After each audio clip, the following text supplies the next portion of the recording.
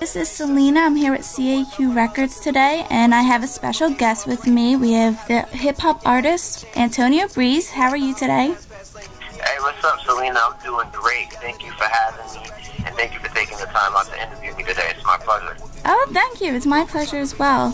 So I know right now you're currently in Boston, am I right? Yes, ma'am. I'm from Boston, Massachusetts.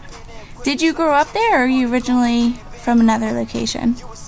I'm originally from Brooklyn, New York, actually, in the part called East New York.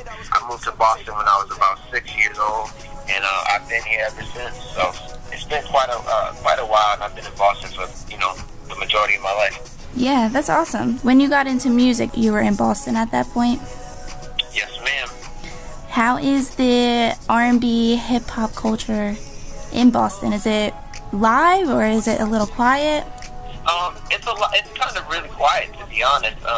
It's nothing compared to how it is, like, let's say in like Atlanta, you know what I mean?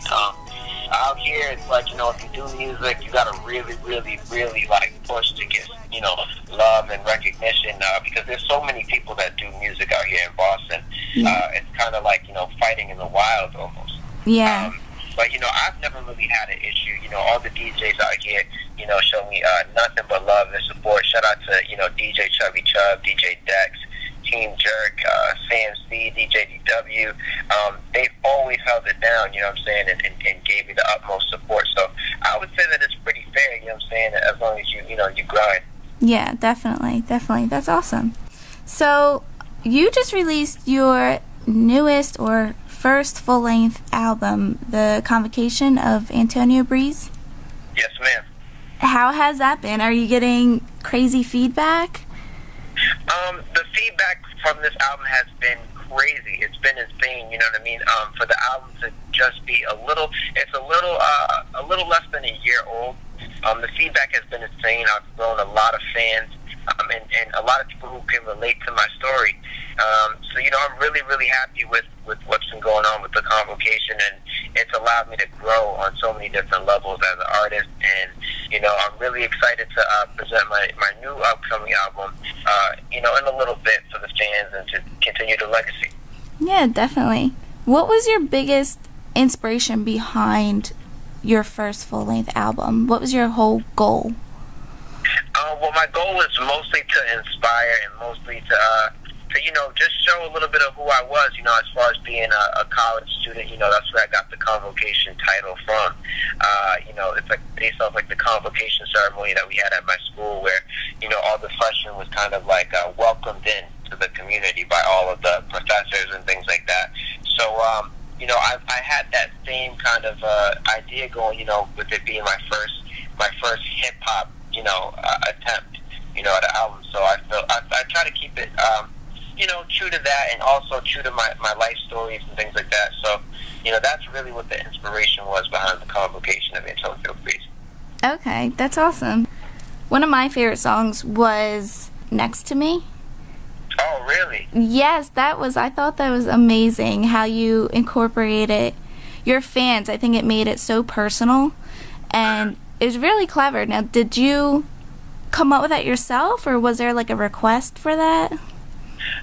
So really what it was is I was down in Atlanta, and the director, Scenario, he and I were just chopping it up. We had a meeting, and he said, what, I think it'll be a really good idea if we just, let's shoot a video today. You know what I'm saying? You're out here and you're in town. I said, I'm with it. Let's do it. And what we wanted to do was something simple and something that we could put out really fast. Today with the music industry, the demand for new material is so high. You know what I mean? Yeah. So we wanted to have a small return time, but also make it special. Just because it was quick, we didn't want to just put together, just anything. We wanted it to be special. So we decided to incorporate my fans, because, they've been sending me videos of them listening to my music, ever since the Convocation had dropped. So what we did is we tried to tailor it specifically to Next to Me. So we put out, a little blast saying, hey, send a video of yourself listening to Next to Me, and you'll be featured in the video. And, just like that, everybody started sending in their videos, and it was crazy. crazy, and that's how we got to where we was, and everybody made the video, so I'm really proud of that. Yeah, that's amazing. The love from your fans, it definitely shows. It's very strong. Right. So, if you could name your top influencers, your idols in music, who would they be? Oh, well, see, number one would have to be my dad. My dad taught me how to be into the music industry. Really? You know what I'm saying? Yeah, when I was very young, like a baby, you know, I used to always be in the studio with him and car rides home. You know what I'm saying? He'd play instrumentals over and over and over again, and my dad never wrote with a pen. You know, so he'd be saying the lines out loud all, you know, the entire ride or whatever, and in the back I'd just be creating my own lines to the same beats that he was writing to. So that's a number one influence. But like industry-wise, I would have to say like J. Cole, Kendrick Lamar, Jay-Z, Common, Nas. You know, those are my favorites, and those are the people who I really look up to. Yeah, definitely. All legendary people right now, definitely. You're right, absolutely. So if you could give other inspiring artists a piece of advice and how to keep their eye on the prize, don't get discouraged, what would that be?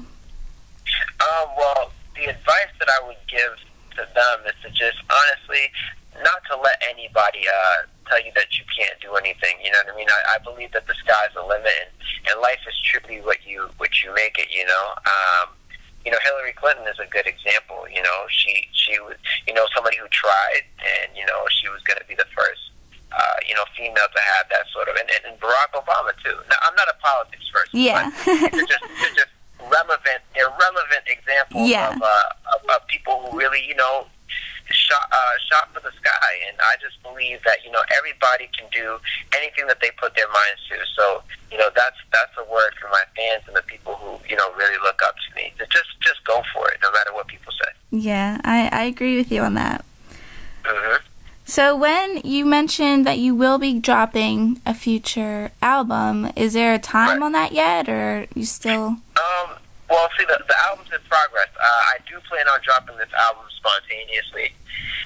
So it could be around the corner. You never know. But, you know, I'm definitely, you know, gearing up for that. TMN is the title for that. And, you know, like I said, just be on the lookout. You know, I could drop it at any time and just surprise the fans. You know what I'm saying? Yeah, definitely. So, yeah. That's exciting. So I'm actually located in the Philadelphia and New York area. Are we going to see you up here anytime? Oh, absolutely. I mean, it's crazy that you say that. I'm always in New York, and Philadelphia is not too far from New York. So, you know, when I'm out there conducting business and things like that, you know, it's nothing for us to just link up and you know, and get some work done. Yeah, definitely. All right. Well, I look forward. We can definitely do another interview, hopefully do a live interview maybe at a future show. Absolutely. Keep me posted. Keep me updated. You already know. Alrighty. Thank you for your time today. Hey, thank you guys for having me, all right? Alrighty. Good luck. Bye-bye.